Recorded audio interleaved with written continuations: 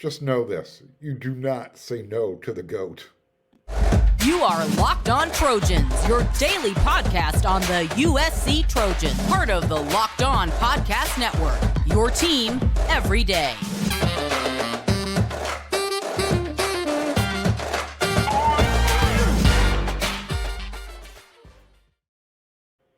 Fight on, everyone. I'm your host, Mark Culkin, and thank you for making Locked On USC your first listen every single day. Whether you're watching on YouTube or wherever you like to download your podcast, we are free. I appreciate your support. Thank you so much. If you'd like to become a free subscriber and you're watching on YouTube, it's super easy. You see that red subscribe button? Click it. You're done. And also hit that thumbs up button because both mean a whole heck of a lot to the show. It goes a long way. As well, because Locked On USC comes at you 5 times a week, Monday through Friday, hit the bell notification button and you will not miss an episode. And this episode is brought to you by FanDuel, the official sportsbook of Locked On. Make every moment more. Visit FanDuel.com/Locked On today to get started. So I wasn't talking about that movie, The Men Who Stare at Goats. However, USC, they had a couple of big-time official visitors on campus this past weekend. Both play defense. They're both from St. John Bosco High School, local powerhouse. First one, Kingston Viliamu Asa, linebacker. Second one, Peyton Woodyard, safety commit to Georgia. Those are two guys that USC would like to have committed. So, just to kind of illustrate how badly USC would like to have them, they brought in a Trojan and NFL Hall of Famer, Troy Polamalu, one of the greatest safeties to ever play the game. So, yeah, I mean, I would stare at this GOAT also, greatest of all time. Now, for those of you who spend time on social media, you've probably seen the pics. They're floating around. But just know that if you see a picture of one of these two players posing with Troy Polamalu giving the victory salute, it's hard to say no to Troy.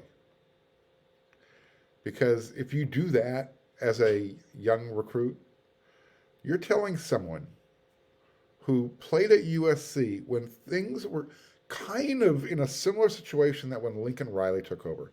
Things are just starting to take off. And Troy Polamalu was there for the tail end of the Pete Carroll. Well, Troy Polamalu was there at the beginning of Pete Carroll's tenure. It was the end of Troy's time at USC. So he knows what it's like to see the bad and to experience the good. So when you're telling someone who played at USC and who's seen the bad and the good, then if you're going to tell him no, then you're telling someone that you have a better head on your shoulders than the one that Troy Polamalu has. See what I did there? Yeah, head and shoulders. One of Troy's, I guess, NIL deals in the NFL was he was the spokesperson for Head and Shoulders shampoo.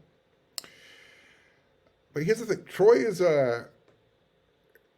he's a quiet type of guy, and USC has used its resources in the past to encourage recruits to consider wearing the cardinal and gold. But he's not that outgoing personality, compared to someone like a Juju Smith-Schuster. But when an NFL Hall of Famer offers words of wisdom, I think they're really going to send a message to the recruit that they're important. Because again, USC just doesn't do this for everybody. If you think back to Darnell Bing, Jordan Addison most recently, they had to get the blessings from former Heisman Trophy winners to wear those jersey numbers. But it worked. They had to meet those former Heisman Trophy winners to understand. Carson explained it to Jordan, the responsibilities. And so Addison, he accepted, and he did the number 3 proud. He only wore it for a season, but it didn't disservice what Carson did wearing the number. Mike Garrett gave his blessing, and then Darnell Bing, he helped lead that USC defense I was talking about with Pete Carroll. He helped transform it into one of the country's best. So here's something to consider. USC is after Jordan Lockhart, the linebacker from St. John Bosco, Kingston, Marcellus Williams, and Peyton Woodyard. What are the odds of USC hitting the Grand Slam after this official visit weekend? I think Lockhart would be the perfect match if Kingston chooses to play against Ohio State rather than for. The Buckeyes are considered USC's biggest challenge for his signature come signing day. And even though Woodyard is already committed to Georgia, again, I cannot emphasize this enough. He's looking for a reason to stay home. He took the official visit. And he's also said that, he said this, that USC is ahead of schedule from where he originally thought they were. Remember, a lot of these local recruits, they remember USC from the year before Lincoln Riley and the year before that. So they're trying to, kind of digest that, whoa, look what USC did in 1 year. So this one feels like a flip is possible, especially if the rest of those Bosco boys are all in.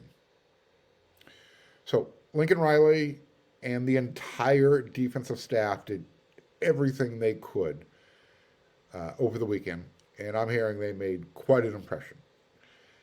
The head coach, and again, the entire defensive staff, they were those two guys' entourage the entire weekend. And there's a really good picture posted over on wearesc.com. You need to go check it out. Showing the Pacific Ocean, and there's a wave forming in the background. I'm not sure if that was a restaurant where they were having breakfast with the ocean in the background, or if that was, Lincoln Riley's backyard. But it's a really cool pic. Look, hey, USC is not unique. Lots of programs bring in former players to spread, to kind of spread and send a message that their school is where you should go. But with the Polynesian community as strong as it is in Southern California, I think USC really needed to use this special advantage to remind the best in LA to stay in LA to play their college football. You don't need to go to Georgia or Ohio State or Clemson or Alabama or LSU to be developed. USC has the staff in place now that will win games and also help you get to the NFL at the same time. So, recruits, you need to make a fast break over to FanDuel, because while you're making a fast break over to FanDuel, my fans, all of you watching Locked On USC, you need to make a fast break over to FanDuel, because the NBA playoffs, they're here and they're almost over. The finals, Denver, they got a 3-1 lead over Miami.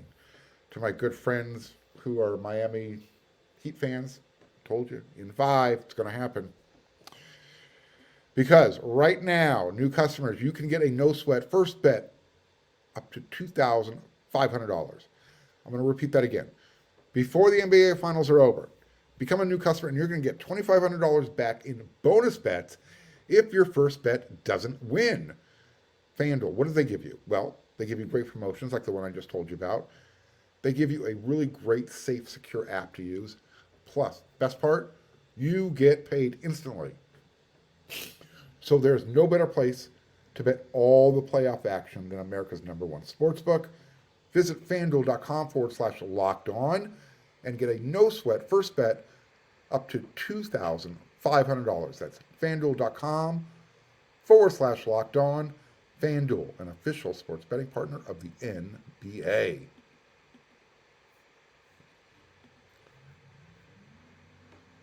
So far, I have not seen any Lincoln Riley bat signal. You know what I'm talking about. The victory salute on Twitter. Oh, coming out of this official visit weekend.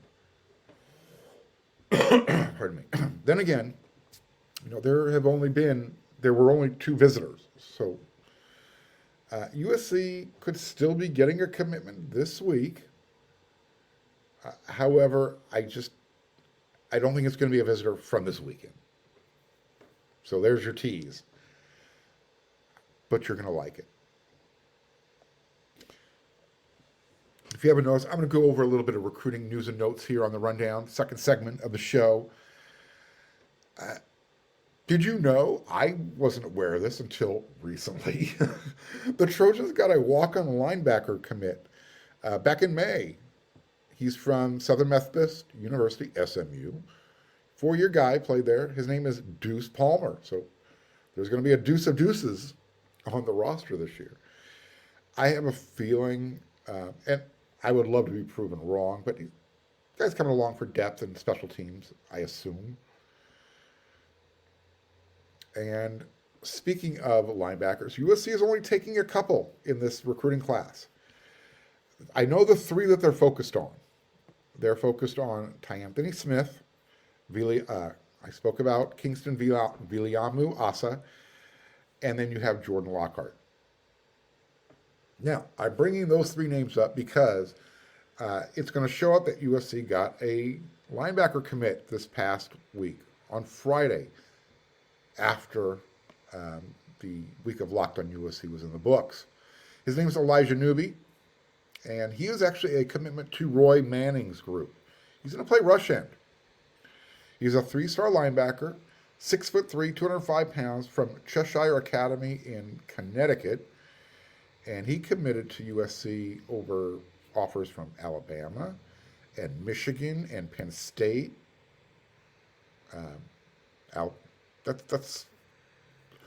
He might be a 3-star, but again, I look at the programs that are offering. I like those list of offers. I mentioned in the last episode of Locked on USC, you need to go check it out, that when USC moves to the big conference, that negates the whole distance consideration that recruits might have about traveling across country to play in Los Angeles. Now those families that reside in Connecticut, they can see their son play when USC visits Penn State in 2024, or Maryland, or Rutgers. So when USC, flies into New York or New Jersey, Ohio, etc. All these games, these are drivable distances. So keeping that in mind, yeah, they can drive to the games. A big part of USC's NIL deals to these out-of-state kids are making sure that their parents get to see them play in their games, whether it be on the road or in LA. They're going to be taken care of. So, moving forward, again, Elijah Newby, part of the class. USC's class ranking right now, I believe, is sitting at number 14.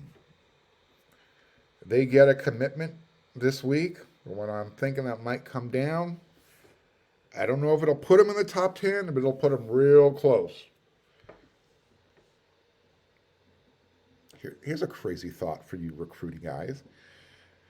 Would it be crazy, but it's possible, that USC doesn't get any modern day guys in the 2024 class?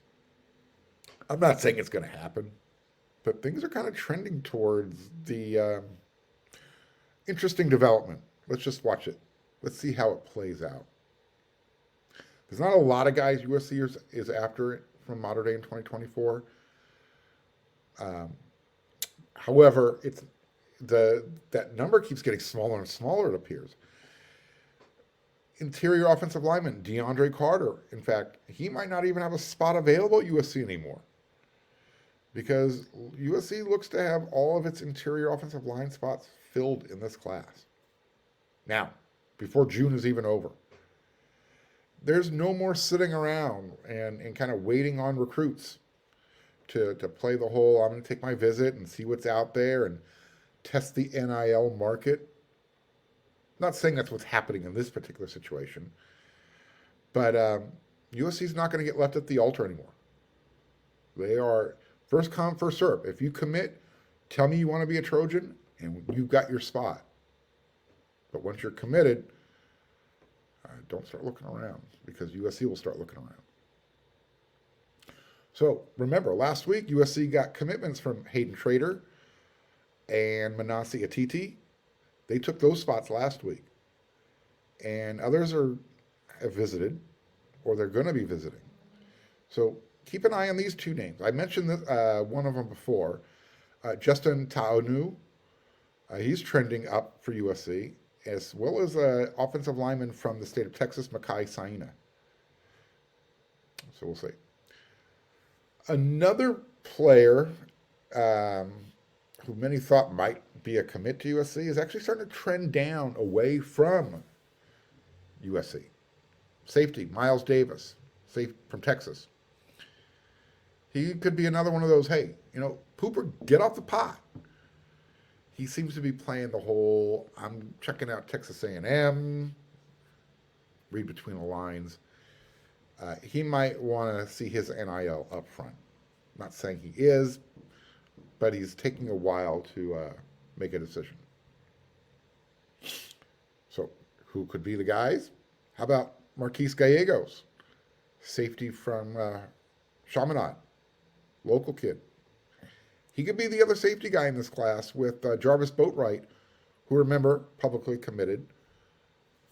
And then, again, I'm feeling it. Peyton Woodyard, I'm feeling that flip. So let's talk about Dakota Fields. We know he's in. There's a strong feeling that Braylon Connolly, the other cornerback out of, I believe it's Converse, Texas, trending really strong for USC. And then modern-day prospect, Xavier Brown. Is he going to be a Trojan? Our good friend over there at Scoop Duck gave the wink, wink, nod, nod that USC is his prediction. I think this is going to come down between USC and Alabama. How about number one running back, Taylor Tatum? Well, as each day passes, that vibe to USC is getting stronger and stronger and stronger. The predictions keep rolling in. Reason being, Michigan might have found another running back. So we've got the big bash is coming up. The June bash beach weekend recruiting. This is the big recruiting weekend coming up June 16th through the 18th. And I'll update it as we get closer, but here are just a few of the names that are going to be present. You've got from Bosco, cornerback Marcellus Williams, Texas wide receiver Draylon Miller. I mentioned Marquise Gallegos, the safety from West Hill Chaminade. You've got the running back out of Decatur, Texas, Nathaniel Palmer. You've got the Georgia wide receiver, Mike Matthews. Those, just to name a few. Those are all big-time names. Those are all, for all of you stargazers, 4 and 5 stars. Now, despite taking a trip to Norman, Oklahoma over this weekend, if you hang out on WeRSC, I've also heard Marcellus Williams, he's ready to recruit. He's ready to get on the job. And I think everybody has a really good idea that USC is his ultimate destination. So it might feel, coming out of this official visit weekend, things are a little slow. There's no bat signals going up. Give it time. Again, these two commits. They know that USC. I know it's going to sound like, well, they're not going to hold spots. USC will give these guys a little bit of room. but they also kind of know what their intentions are. They won't hold on. They won't hold spots for them forever. USC needs to know what they have when the transfer portal guys start showing up before that December signing period.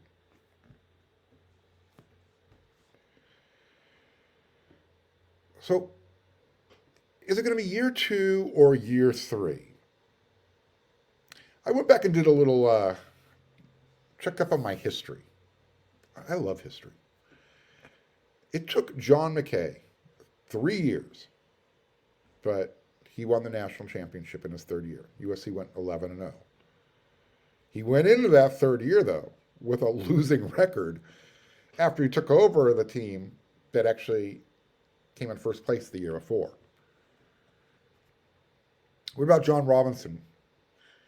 Well, when he took over, when he inherited McKay's team, which, by the way, went into the tank because he announced mid-season that he was going to the NFL to be the Tampa Bay Buccaneers' first head coach. I believe USC lost like their next 4 games. But they still won their bowl game, the Liberty Bowl. They beat Texas A&M. But in John Robinson's first year, he went 11-1, won the Rose Bowl, but they finished number 2 in the country. You all remember who they lost to. In year 2, he went 8-4. Kind of backslid. It was year 3, though, 1978. USC went 12-1, but they won the national championship. And then the following year, 1979, they were probably robbed. I mean, they went 11-0-1. They had a tie.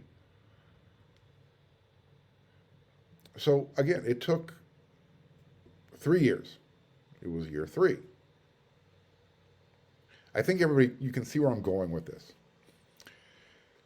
After John Robinson, then came Ted Tollner. First year, 4-6-1. Year 2, they went 9-3, won the Rose Bowl, but they were 7-1 in the conference. Ted Tollner was around for 4 years. That was his best year. Then came Larry Smith. Year 1, 8-4, but they were 7-1 in conference. They lost the Rose Bowl. Year 2, 10-2, undefeated in conference, but they lost to Notre Dame. Will someone please tackle Tony Rice? And then they lost the Rose Bowl again. All right. As far as J. Rob Tude, his second term, and Paul Hackett, those years, they're really not worth mentioning. Pete Carroll. We know he went 6-6 in his first year, but you saw improvement despite losing the Vegas Bowl. That team kept getting better and better week to week. And then in year 2, you saw the beginning of that dynasty. It was there. That was the year, at the very beginning of the show, we were talking about Troy Polamalu. In year 2, Troy saw USC, and I say saw because he wasn't able to play in the game due to an injury. USC won the Orange Bowl against Iowa. He then went on to have a stellar NFL Hall of Fame career. But it was year 3. That's when USC won the national championship. Nobody wanted to play USC at the end of that 2002 season. I believe, everyone watched the Ohio State-Miami national championship game. Neither one of those teams wanted to take on USC. Miami might say they still want to. Ohio State beat them. And Miami was supposed to be the greatest team of all time.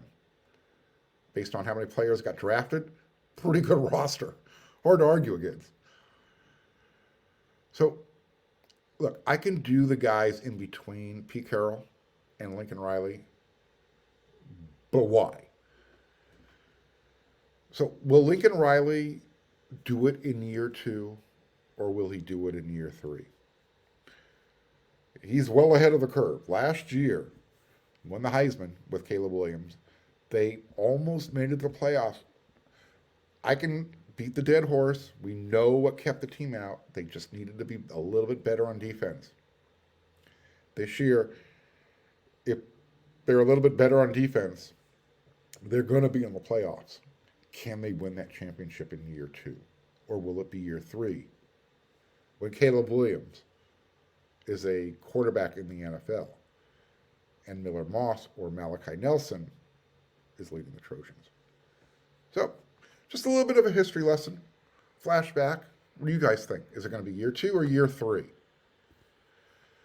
It feels like year 2 would be the right choice because you've got all the pieces in place, and starting with Caleb Williams. Year 3 would be more difficult. However, let's remember what happened in year 3. USC went on the road with a quarterback who had never thrown a pass in a game before. Went into Auburn, shut out the Tigers 23-0 on the Plains. You know what happened from that point forward. So, it's been done before. The only difference here would be if Malachi Nelson's the starting quarterback or Miller Moss. Miller Moss has a little bit of game experience behind him. That would be the difference. All right, that's another episode of Locked on USC in the books. I'll have another one for you tomorrow because we come at you 5 times a week. And I'm going to keep you updated on all the recruiting information that's coming along. So, until that next episode, everyone, you know what to do, right?